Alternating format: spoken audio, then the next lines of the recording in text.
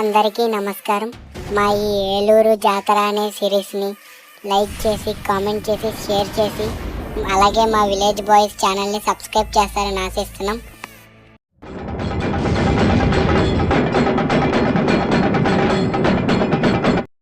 గంగానమ్మ తల్లి జాతర. ఈ జాతర ఏలూరులో ఎంతో ప్రసిద్ధిగాంచిన జాతర. పూర్వం మన ఏలూరు అనగా యాలాపూరిని పరిపాలించే చాణక్యరాజు ఈ జాతరని చేయడం మొదలుపెట్టారు. 1875లో రాజ్యంలో ఉన్న ప్రజలకు మస్సోచి అనే ఒక వ్యాధి రావడం వల్ల ఈ జాతరని మొదలుపెట్టారు. రాజు గంగానమ్మ తల్లి జాతర చేద్దామని నిర్ణయించుకున్నారు. అయితే ఈ జాతర 100 రోజులు జరిగే జాతర.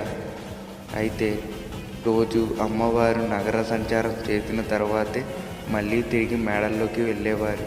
చివరి రోజు వేప చెట్టుతో చేసిన కొర్లబండిలో పమ్మల వారిని ఊరేగిస్తూ అమ్మవారిని ఎంతో అంగరంగ వైభవంగా సాగనింపుతారు.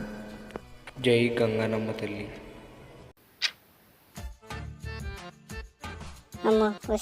ఎరా ఎంతసేపు ఆ ఫోన్ పట్టుకుని అలా చూడడమేనా?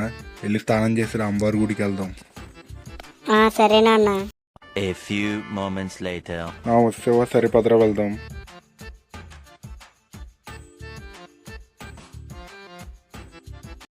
A few moments later. గుడి వచ్చింది. నాన్న ఇప్పుడు ఏ లైన్ నుంచి వెళ్దాం? 50 100? రే ఆగరా బాబు, మా ఫ్రెండ్ ఉన్నాడు, వాడు విఐపి దర్శనం చేపిస్తాడు, ఆగు. విఐపి దర్శనం అంటే చక్క దగ్గరికి వెళ్ళిపోవచ్చు. సరే పదనాన్న వెళ్దాం. సర్లే, దండం పెట్టుకుని జై గంగానమ్మ తల్లి అంటూ నడువు. జై గంగానమ్మ తల్లి, జై గంగానమ్మ తల్లి, జై గంగానమ్మ తల్లి. A few moments later.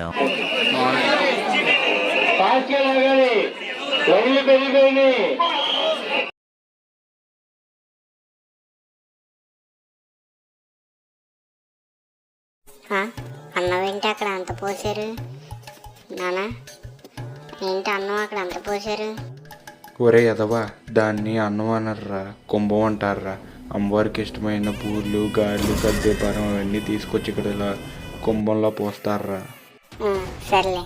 జై గంగానమ్మ తల్లి, జై గంగానమ్మ తల్లి, జై గంగానమ్మ తల్లి.